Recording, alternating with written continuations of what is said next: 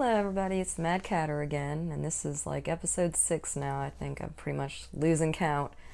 But I know I promised I was going to do a video on some dreams that I had, dream sequence that I had, which I will cover later. I'm actually planning on making another video shortly after this about that one, but I've had other things on my mind, I guess, lately, which I guess is a common thing. So anyway, like from what I gather, there are some scientists out there trying to upload consciousness or people's minds or whatever onto a computer, and I don't think they really fully understand what consciousness actually is.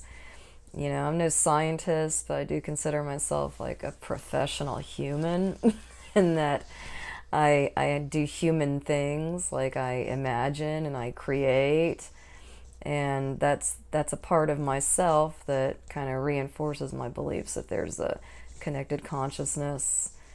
I don't know, I just can't believe that you can copy memories and that will constitute a consciousness. That seems unfathomable to me. But anyway, I don't know, I mean, did matter give rise to consciousness like a lot of mainstream scientists believe, or did consciousness create matter? And, you know, is there a purpose for an animal to evolve to question its own existence, or is that just like a side effect of evolution?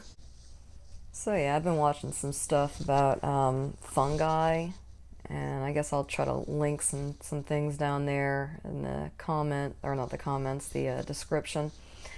But supposedly, like, all animal life came from fungus, and also supposedly the oldest known fossil that we have is fossilized mushroom, like the common mushroom that we all know and love, with the cap on the end and the, you know, the basic mushroom shape.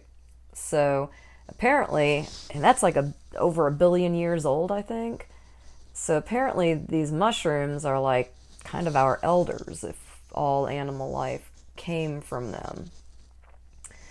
So anyway, like, there are people who use these mushrooms, I'm probably not even pronouncing it correctly, the psilocybin mushrooms, I guess. Now, I'm not telling people to go out there and eat mushrooms or anything like that, but there's this person named Terence McKenna, and there are so many videos. Oh my goodness, you look that guy up and there are just endless videos and about his experiences and stuff like that. He was like a famous psychonaut,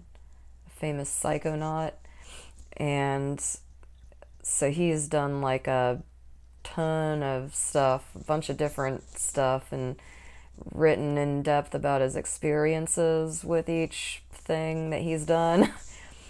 So yeah, so he's that's pretty interesting stuff there, and he's no longer around, but he was pretty convinced that that mushrooms and plants and such can communicate with us through our minds, through these psychedelic experiences, that he felt as though he was catapulted into another dimension where he was able to interact with other beings. And a lot of people supposedly have the same kind of experiences with this. So I found that pretty fascinating. But anyway, it kind of occurred to me that, like, if we get information from the foods we eat, like not just nutrients, but memories, and information through DNA, then, like, what are we getting out of GMOs? Like, what sort of genetic history or information is GMO corn going to share with our bodies and our brains? It's just kind of, I don't know, just kind of occurred to me to ask that question. But I can't help but wonder if this is, like, kind of already known and ignored, or if scientists really truly are so certain in their atheism and their simplification of life, existence, and consciousness that they never even, like, considered this a threat. if it was just oversight because of their own biases or beliefs, that they never even thought that this could possibly happen, and they might still, you know, kind of, they would, I believe there are probably a lot of people who would disagree with me and say, oh, there's nothing to worry about, it's, we don't communicate, our bodies don't communicate with DNA and stuff like that. And I guess if you're that certain that you know for sure, then good on you. You can rest assured that, you know, nothing's going to happen. But I don't feel the same way, so until somebody can absolutely prove to me that this does not occur, it's still a possibility in my books. Anyway, I was just wondering, like, what humans of the future will look like, after all of this, after we've, killed all the bees and replaced most of our real natural crops with GMOs, after we've tracked every human, causing them to be paranoid and causing self-censorship and all that stuff. And, after we've changed history and hidden scientific discoveries and gaslit everyone into believing that they're just a piece of meat. I just wonder, is this going to lead to idiocracy? Is idiocracy right around the corner? Just not quite as funny. And by the way, if you haven't seen that movie, it's like old as dirt now. No, it's been out for a long time now, but if you haven't seen it, you need to go watch it, because that is a very interesting movie.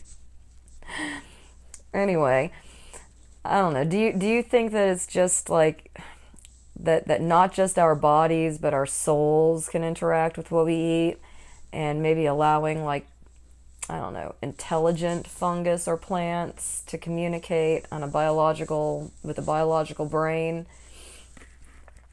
Do you think that there is any way that could possibly happen through chemical reactions or something of that sort? I don't know. I mean, if this were a Matrix simulation holographic kind of universe, then those shrooms might be like those telephones in the Matrix movies.